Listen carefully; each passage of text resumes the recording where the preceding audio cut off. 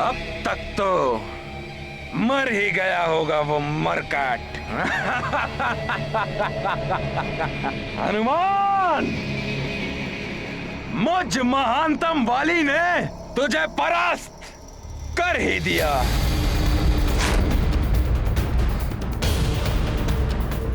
हनुमान के जीवन का अंत होने का अर्थ है कि अब इस सृष्टि में कोई भी शेष नहीं है जो मुझ महानतम वाली की शक्तियों को चुनौती दे सके।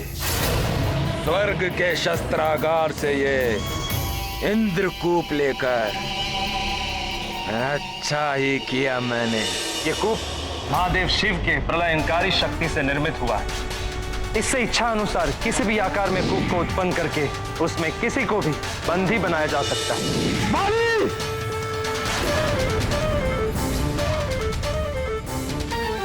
इंद्रकूप को बिना अनुमति के लाकर तुमने बहुत बड़ा अपराध किया है, और उससे भी बड़ा अपराध किया उसका दुरुपयोग करके।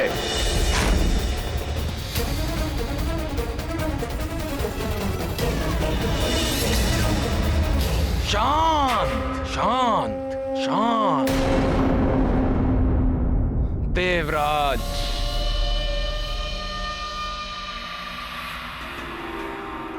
इतना कोप अपने ही अंश पर? बाली, तुम मेरे अंश हो, इसीलिए प्रेम वश में तुम्हें स्वर्ग के शस्त्रागार लेकर गया था, किंतु तुमने मेरे प्रेम का अनुचित लाभ उठाकर वहां से इंद्रकूप को चुरा लिया। बस! ऊंचा स्वर और मुझ महानतम पर उठी उंगली मुझे किसी की भी अच्छी नहीं लगती। आज चुराया है मैंने इंद्रकूप, मुझे आवश्यकता थी उसकी। बस बाली, बस! मैं देवराज इंद्र तुम्हें वरदान दे सकता हूं, तो इंद्रकूप को चुराने के दंड स्वरूप तुम्हें श्राप भी दे सकता हूं। बस! वरदान और श्राप की परिधि से बहुत ऊपर उठ चुका है वाली। अब आपको भी यह समझ लेना चाहिए कि वरदान प्राप्त कर कर सत्य में वाली महानतम बन चुका है। अब आपकी शक्तियां भी क्षीण हो जाएंगी मेरे समक्ष। बाली, अहंकार ने तुम्हें अंधा कर दिया है। नेत्र तो आपके नहीं देख पा रहे हैं। यदि मैं चाहूं तो स्वर्ग से भी आपका सिंहासन छीन सकता हूं, परंतु मैं ऐसा नहीं करूंगा। उपकार किया है आपने मुझ पर। मेरा शत्रु था हनुमान, जिससे मेरे जीवन को संकट था, परंतु अब तक तो उसका भी अंत हो चुका होगा। इसे तो ज्ञात ही नहीं है कि हनुमान का जीवन बच गया है। अच्छा है, अन्यथा फिर न जाने ये क्या अनर्थ करने चल देता। किंतु तब तक मुझे इस समस्या का कोई ना कोई समाधान तो ढूंढना ही होगा। मुझे ऐसा वरदान दीजिए देवराज, जो भी शत्रु मेरे समक्ष युद्ध की मनसा से आए, उसकी आधी शक्ति मुझ में समा जाए, उसका आधा बल मुझे प्राप्त हो जाए। तथास्तु, तथास्तु, तथास्तु।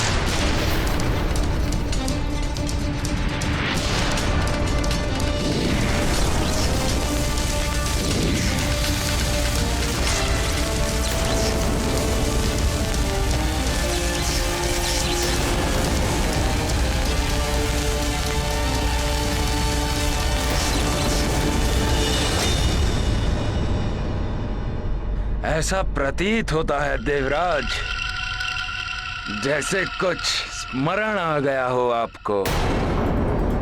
बाली, शक्तियां भी अपनी सीमा में अच्छी लगती हैं। झील का जल भी जब अपना बंध तोड़ देता है तो झील भी सूख जाती है। मैं ये स्पष्ट देख रहा हूं, अहंकार तुम्हें पतन के मार्ग पर ले जा रहा है। अब भी वक्त है, संभल जाओ। वाली, ये कोई दुस्वप्न है या सत्य? ये मैं क्या सुन रही हूं? हनुमान से शत्रुता, वो तुम्हारे लिए छोटे भाई के समान है। बस माँ, उसका नाम भी मत लीजिए मेरे समक्ष। वाली, तुम मेरे दूध को लज्जित कर रहे हो। और केसरी जी का परिवार मित्र है हमारा। माँ, महानतम वाली की महत्वाकांक्षा भी महान है, अडिग पर्वत के समान, जिसे ना आंधियां हिला सकती हैं, ना प्रलयंकारी बाढ़ बहा सकती है।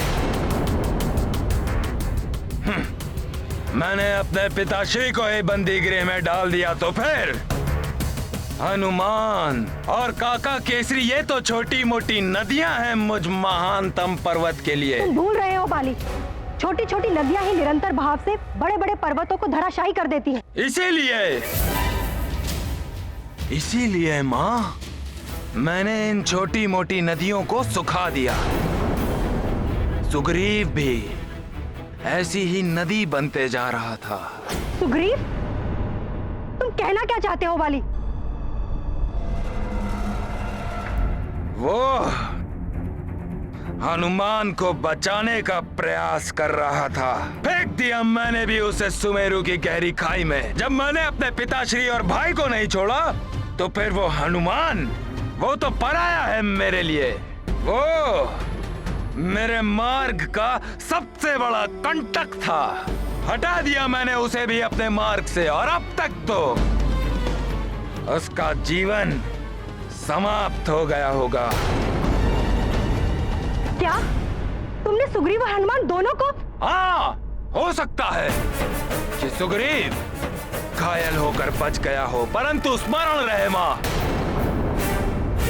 आपको मुझ महानतम वाली और मेरा विरोध करने वाले उस वीरू सुग्रीव, दोनों में से किसी एक को चुनना होगा।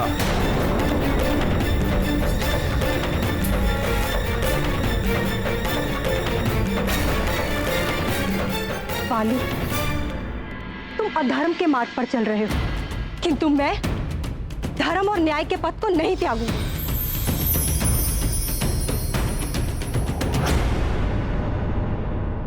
हे देवी माँ, मेरे पुत्र ने भी मेरे साथ आपका व्रत रखा कि जीवन की रक्षा करना। हे देवी माता, हनुमान को इस घोर संकट से बचाइए, उसके जीवन की रक्षा कीजिए माता।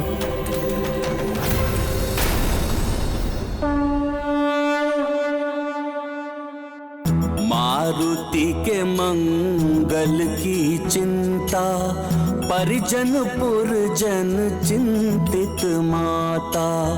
पाई प्रसाद परम अकुलानी, हनुमत को दय गद गद वाणी। करत प्रार्थना दैवी मनावत, कर जोरे सुत सुफल सुहावत। प्रकट भई तिर देवी अनूपा, हनुमत मंगल भई एक रूपा।